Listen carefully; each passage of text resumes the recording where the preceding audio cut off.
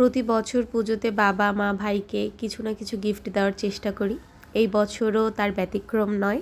কেমন আছেন আপনারা সবাই? আশা করছি ভালো আছেন।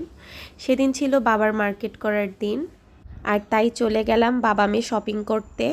আর যেহেতু বাবা শপিং করবে তাই আমরা শিববাড়িতে চলে গিয়েছি। আর শিববাড়ির শোরুমগুলোতে অনেক ভালো ভালো কালেকশন ছিল।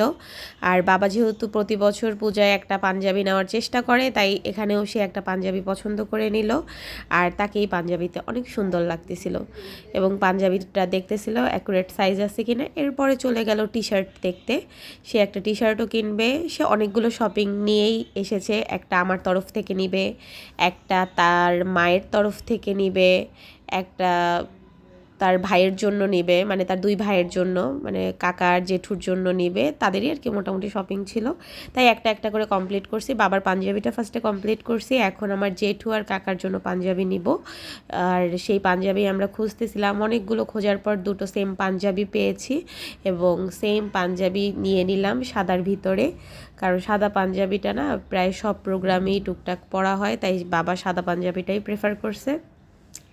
এরপরে আমি একটু স্ন্যাপ নিচ্ছিলাম আয়নাতে। বাবা বলে, কী রে ভাই তুই আয়নাতে কী নিচ্ছিস, তার থেকে আয় আমরা দুটো সেলফি তুলি। এরপর বাবা আমার আয়নাতে ছবি তোলা দেখে বলে কি, দেখি আমার ফোনে একটু আয়না দিয়ে ছবি তুলে কেমন লাগছে।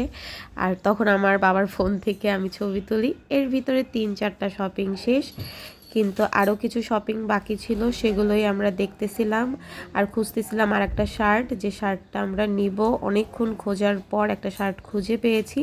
আর তখন আমি বসে বসে বাতাস খাচ্ছিলাম আর বাবা শার্টগুলো ট্রায়াল দিচ্ছিল যে আসলে শার্টগুলো কেমন।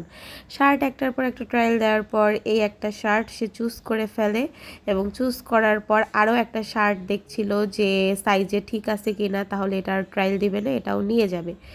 এই তো মোটামুটি আমাদের সব শপিং কমপ্লিট, মানে বাবার মানে ছেলেদের শপিং টুকটাক কমপ্লিট। শপিং শেষ করে এখন বাসায় যাওয়ার পালা। এই তো আজকের ব্লগটি যদি আপনাদের ভালো লেগে থাকে অবশ্যই লাইক কমেন্ট করবেন। দেখা হবে নেক্সট শপিং ব্লগে, কারণ এখনও আমার অনেক শপিং ব্লগ আপনাদের সাথে শেয়ার করা বাকি। টাটা।